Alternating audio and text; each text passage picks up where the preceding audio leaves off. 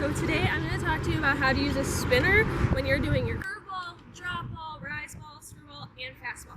So first, if you've never used a spinner before, there are seams on here just like there are on a regular softball.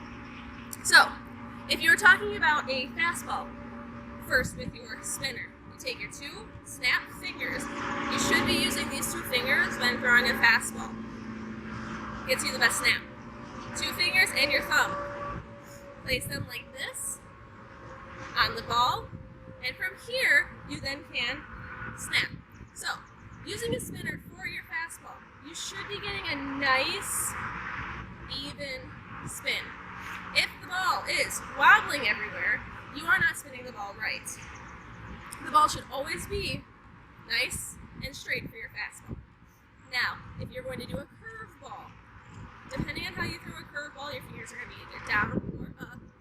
So,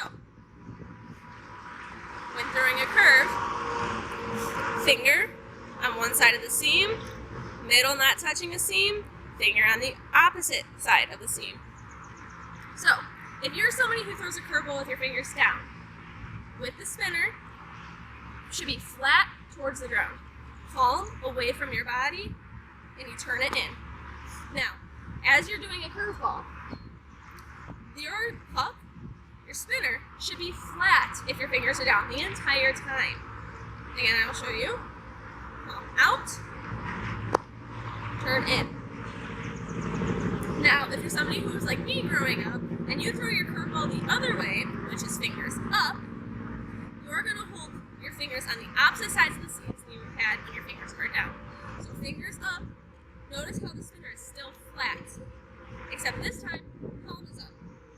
And facing out, turn into my body. Puck still moves the same, still flat. So fingers down again. And then once more with fingers up. Both flat spins. Now, moving on to drop ball. If you throw with your fingers down for a curveball, your drop ball's going to be the same grip on the spinner. So, going with that. For a drop, if you're throwing a tabletop drop, so the one where you come over the top with it, make sure your spinner is straight, flat out away from you, straight to wherever you're throwing it, whether it's on the ground, to your catcher, needs to be facing its target. Fingers are going to be under. This is different than throwing it with a regular ball. So make sure you're aware of that and you don't get too confused. If it's going to confuse you, don't use a spinner for it. Start with your fingers under. You're going to move over the ball and down. And that ball, well, the spinner in this case, should have that nice flat rotation. If it doesn't have that flat rotation, you're not getting over the ball, you're coming around it. And in that case, you're not throwing a drop ball anymore, you're throwing a curveball or just a flat pitch that you hope to move that it won't move. If you're somebody who throws the peel drop, you're going to go back to how you were throwing a fastball, and instead of coming over the ball, again like a drop ball, over for a tabletop drop, for a peel drop, you're going to pull up. Personally, I'm not a fan of this, but I know a lot of girls do throw it. It's like throwing a fastball, but you're here, you spin, pull up to your armpit. Here, up. Again, same spin. It should be going flat, facing your target. I'm going to show you both of those one more time. Tabletop drop. And a peel drop. Now we've done curve and drop. Now we're going to move on to a screwball.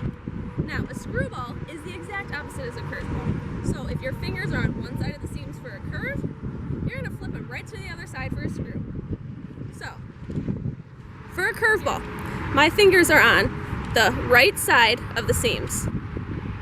For a screwball, my fingers are going to shift and be on the left side of the seams.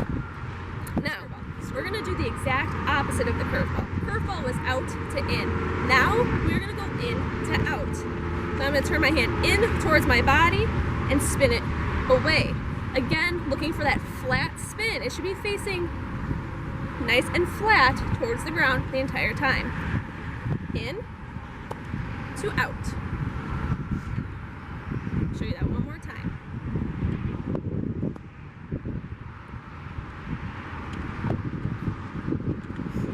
Make sure when you're throwing a curve and screw with the spinner, it is flat like this the whole time. Now for a drop ball and a rise ball, you want it this way the whole time. Now we're going to move on to the rise ball. A rise ball is going to be the exact opposite of your drop ball. So, if your drop ball, if you're throwing a tabletop drop, your fingers are on the right side of those seams being here.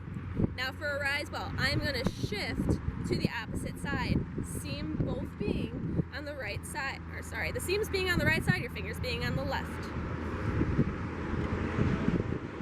Now it's different from a drop to a rise. A drop you go down to over, whereas rise ball you go over, under.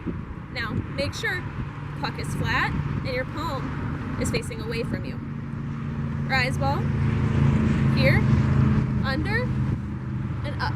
Notice how the puck is the same way the whole time. And up. I'll show you that one more time. Rise ball is the hardest, so make sure you give yourself time to really learn this. That's all the spins I have for you with the spinner. If you have more questions on it, feel free to contact me.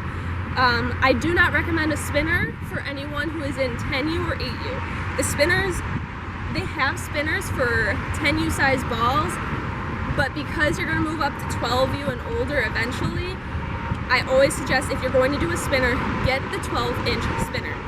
The spinner, I've had this since I was probably my first year of 12U, honestly, and it works great. And if you're practicing your spins at home, this is a great way to do it inside.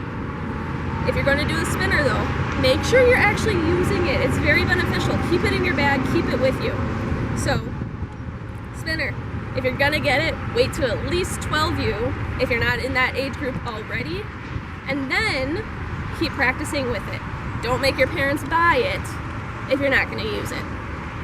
Hope this was helpful. Again, if you have more questions, please let me know, and enjoy your day.